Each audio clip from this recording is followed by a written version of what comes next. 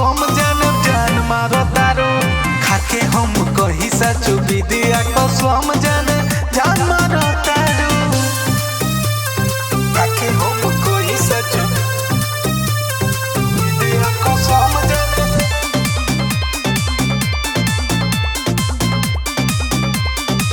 जान हो धीरे धीरे हंस के रहेलू दिलवा में धंस के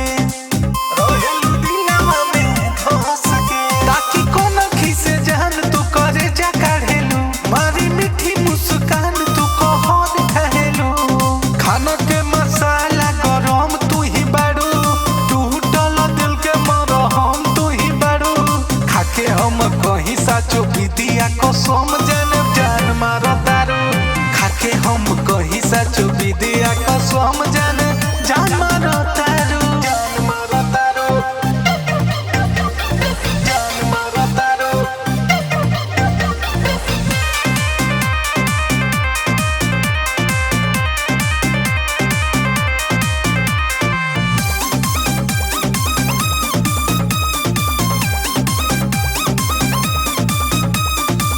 फैन भइल बनी केस के और तोहरा फेस के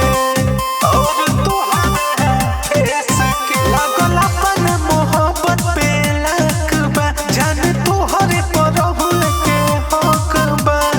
लागता कि दिल से बेरहम तू बाड़ू